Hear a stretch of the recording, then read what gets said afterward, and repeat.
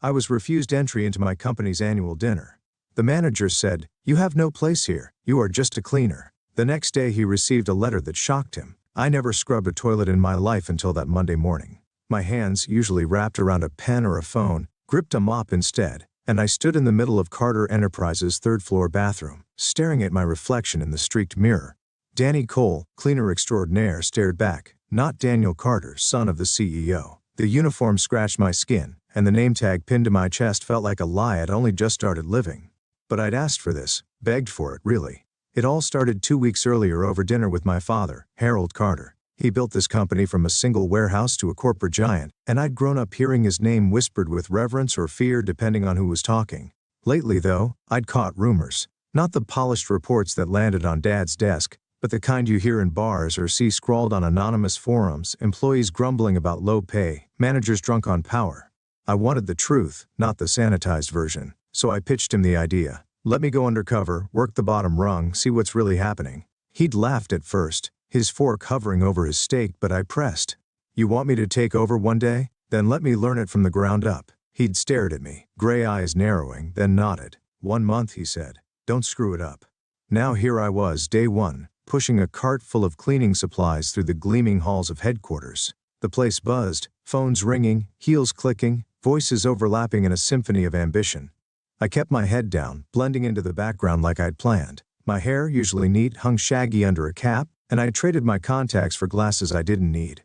No one gave me a second glance. Perfect. The first person to talk to me wasn't a manager or a suit. It was Maria, the receptionist on the 5th floor. She caught me emptying her trash bin, a half-eaten sandwich tumbling into my bag. "New guy?" she said, leaning over her desk. Her voice was warm but tired, like she'd been here too long to care about much. I nodded, mumbling, "Yeah, just started." She smirked. "Well, welcome to the grind. Watch out for Lawson. He's a real piece of work." I filed the name away. Lawson, someone to watch. By noon I'd heard it again. 2 guys in the break room, hunched over coffee cups, muttering about Greg Lawson like he was a curse. "He chewed out Tina last week for forgetting a memo," one said, shaking his head.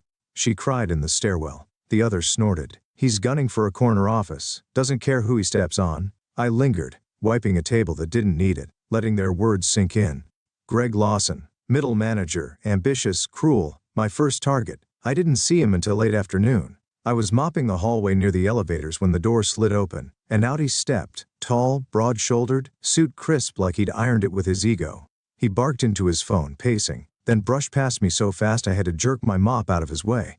"Keep the floors clean, kid," he snapped, not even looking at me. His voice was sharp, like a blade he enjoyed swinging. I watched him stride off, his polished shoes leaving faint scuffs I'd have to buff out later. My grip tightened on the handle. So that's Greg Lawson. The rest of the day blurred into a rhythm: sweep, mop, empty, repeat. But I wasn't just cleaning, I was listening. Overheard snippets painted a picture. Workers stretched thin, managers playing favorites, and a tension that simmered just below the surface. Maria caught me again near the end of my shift, tossing a crumpled sticky note into my cart. "You're quiet," she said, eyeing me. Most newbies complain by now. I shrugged, forcing a grin. "Just getting the lay of the land." She nodded, but her gaze lingered like she saw something I hadn't meant to show. I'd have to be careful with her. Back in my apartment that night, I peeled off the uniform and sat at my desk, the city lights glaring through the window. I pulled out a notebook, a cheap one, not the leather-bound kind I usually used, and started writing. Day 1. Greg Lawson, middle management. Arrogant, hated, a problem. I tapped my pen, replaying his voice, his careless of past me. He didn't know who I was, and that was my edge. 1 month, Dad had said. I'd use every day to dig deeper to see how far the rot went. This wasn't just about proving myself to him anymore. It was about the people I'd met, the ones who didn't deserve to be ground down. I flipped the notebook shut and leaned back, the weight of the days settling in. Tomorrow, I'd go back. I'd mop, I'd listen, and I'd watch Greg Lawson closer than he'd ever suspect, because something told me he was just the beginning. My second day as Danny Cole started with a spilled coffee I didn't make but had to clean up. Some suit from the 10th floor knocked it over rushing to a meeting. Didn't even glance back as the brown puddle spread across the tiles. I knelt there, rag in hand, and realized this was my life now, fixing other people's messes while they didn't notice me. It stung, but it was why I was here. The less they saw me, the more I could see them. I barely finished when Maria waved me over to her desk. "You're quick with that mop," she said, tossing a candy wrapper into my cart. "Most guys take a week to stop griping." I gave her a half smile, keeping it casual. Not much to complain about yet. She raised an eyebrow, like she didn't buy it, but let it drop. I liked her, sharp, but not cruel. She'd worked here 6 years, she told me later, and I wondered what kept her going in a place that felt like it was grinding people down. That's when I started hearing the stories. Not loud, not obvious, just fragments like pieces of a puzzle I had to fit together. I was wiping down a vending machine in the break room when 2 women from accounting slid in, voices low. Greg tore into Tina again. One muttered, punching buttons for a soda. She forgot to CC him on an email, and he acted like she'd burned the building down. The other shook her head. He's got her terrified. She's one mistake from quitting. I kept my head down, sponge moving in slow circles, but my ears were wide open. Greg Lawson. The name kept coming up, a shadow over every conversation. Later, I caught him in action. I was hauling a trash bag past a conference room when the door flew open, and there he was, towering over a woman. Tina, I guessed, his face red, voice slicing through the air. If you can't handle basic tasks, maybe you shouldn't be here. She flinched, clutching a stack of papers, and I saw tears in her eyes as she nodded fast like a kid caught breaking a rule. Greg stormed off, leaving her trembling. I ducked around the corner before he spotted me, my jaw tight. He didn't just manage, he bullied, and no one stopped him.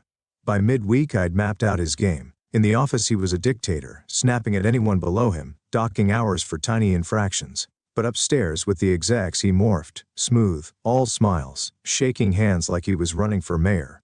I saw it Thursday, trailing my cart past a glass-walled meeting room. Greg laughed at some VP's joke, clapping the guy's shoulder, while the VP nodded like Greg was his golden boy. It hit me then. He wasn't just mean, he was smart. He knew who to kick and who to kiss up to. A climber, clawing his way to a bigger office. And he didn't care who got crushed under his heel. I started keeping a notebook stashed in my locker, not the fancy kind I'd used at home. This was a dollar store spiral, pages already curling. I scribbled what I saw. Greg Lawson, middle manager, yells at Tina, 10 a.m. Wednesday. Takes credit for sales team's report Thursday. Little things, but they added up. Evidence, I told myself. Proof for Dad that this place wasn't the shining empire he thought it was. Maria caught me off guard Friday, though. I was restocking paper towels in the supply closet when she poked her head in. "You're always watching, aren't you?" she said, arms crossed. My stomach flipped. Had I slipped? I shrugged, playing dumb. "Just doing my job." She stepped closer, voice dropping. "No, you're different. Most cleaners don't care who's yelling at who." Her eyes locked on mine, searching, and I forced a laugh. Maybe I'm nosy. She didn't laugh back, just nodded slowly. "Be careful, Danny. Nosy gets you noticed." She left, and I stood there, heart thudding. She was too close to the truth, and I couldn't tell if she was a friend or a risk.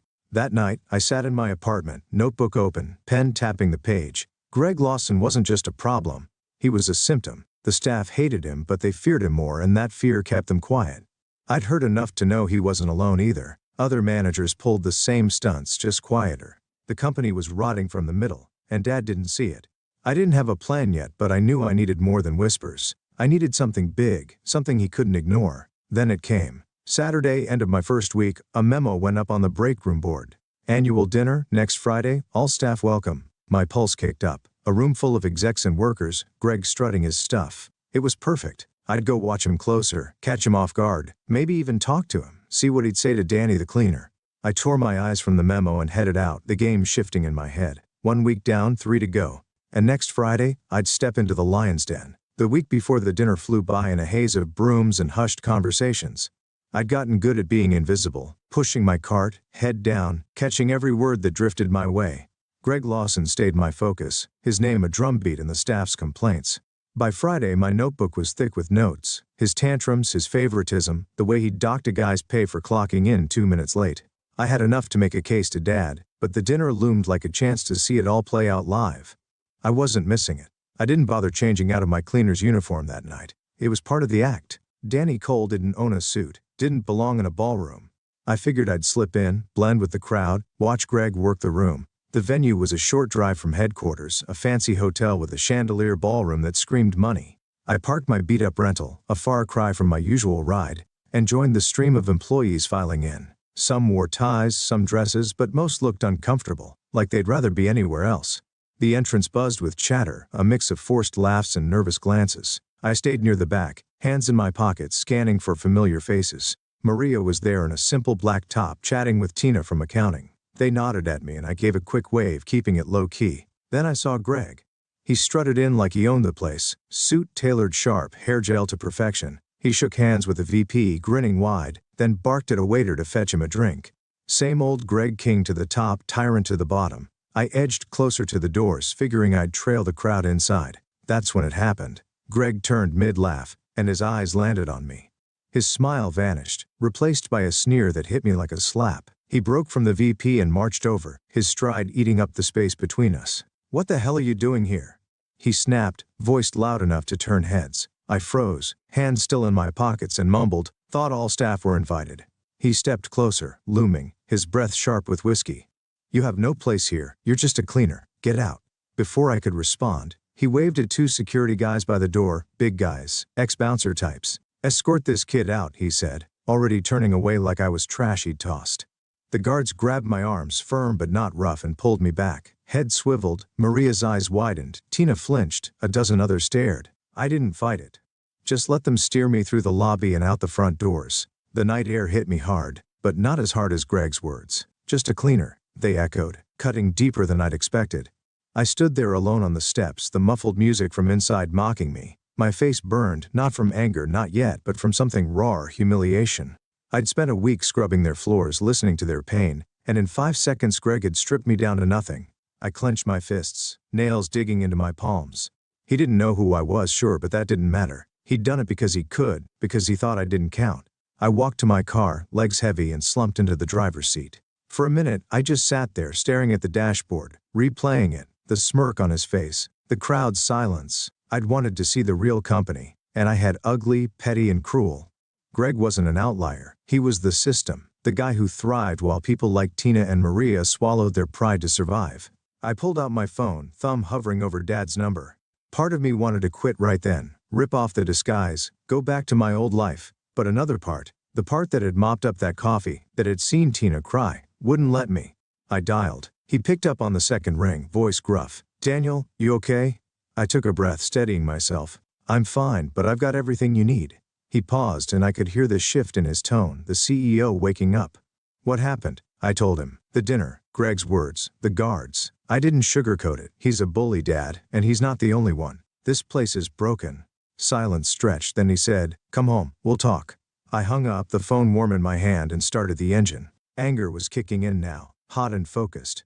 1 week as Danny Cole had shown me the cracks, tomorrow I'd start breaking them wide open. I woke up Saturday with a fire in my chest that hadn't been there before. The dinner replayed in my head all night. Greg's sneer, the guard's grip, the way the crowd just watched. I'd gone to bed Danny Cole, but I got up Daniel Carter, and I wasn't playing anymore. My apartment felt too small, the walls pressing in as I paced, waiting for Dad to call me in. When my phone buzzed at 9, his voice was clipped. "Meet me at the office. Bring your notes." I grabbed my spiral notebook, threw on a suit, first one in weeks, and headed out. Game on. Headquarters was quiet, the weekend stripping it down to a skeleton crew. I took the elevator straight to the top floor, no mop this time, just the weight of what I'd seen. Dad's office door was open, and he sat behind his desk, tie loose, looking older than I remembered. He didn't waste time. "Tell me everything." I dropped the notebook in front of him and started talking. I laid out Greg's reign, yelling at Tina, stealing credit, the doc paychecks. I ended with the dinner, my voice steady but tight. "He threw me out like I was nothing, Dad. Called me just a cleaner in front of everyone." His jaw clenched, and he flipped through my scribbles, eyes narrowing. "This stops now," he said, pulling a letterhead from his drawer. He wrote Greg's termination letter right there, pins slashing the page. Effective immediately. Misconduct, breach of company values. I watched pulse hammering as he signed it, Harold Carter in bold strokes. Then he slid it to me. "You deliver it," he said, leaning back. "You earned it." I stared at the paper, the ink still wet. Part of me wanted to argue, let HR handle it, keep my hands clean. But the other part, the one still stinging from last night, grabbed it and nodded. "I'll do it Monday." Monday morning, I walked into the office a different man. No uniform, no cap, just a tailored jacket and a purpose. Heads turned as I passed, whispers trailing me. Maria caught my eye from her desk, brow furrowing, but I didn't stop. Greg's office was on the 6th floor, a corner spot he'd bragged about. I knocked once sharp and pushed the door open. He sat there, feet up, scrolling his phone like he owned the world. He glanced up annoyed, then froze when he saw me. "Who are you?" he snapped, dropping his feet. I stepped in, shutting the door behind me. "Daniel Carter," I said, letting it hang there. His face didn't change. Why would it? He didn't know. I tossed the letter onto his desk, watching it skid across his papers. Read it. He snatched it up. I was darting over the words and I saw the shift, confusion, then panic. His head jerked up. Termination? What the hell is this? I crossed my arms, keeping my voice even. It's what you get for running this place like your personal kingdom, for yelling at Tina, for kicking me out of the dinner. He blinked, mouth working, then it clicked. Wait, the cleaner? That's I cut him off. Harold Carter's son. Yeah. I was Danny Cole for 2 weeks and I saw everything. His face went white, then red like a switch flipped. He shoved the letter aside, standing fast. You can't do this. I didn't know. I was just keeping order. His voice cracked, desperation bleeding through. Please, I've got a mortgage, a kid. I need this job. I didn't flinch. You should have thought of that before you treated people like dirt. He lunged forward, grabbing my sleeve, and I yanked free, stepping back. You have no place here, I said, throwing his own words back at him. His hands fell and he sank into his chair, staring at the letter like it was a death sentence.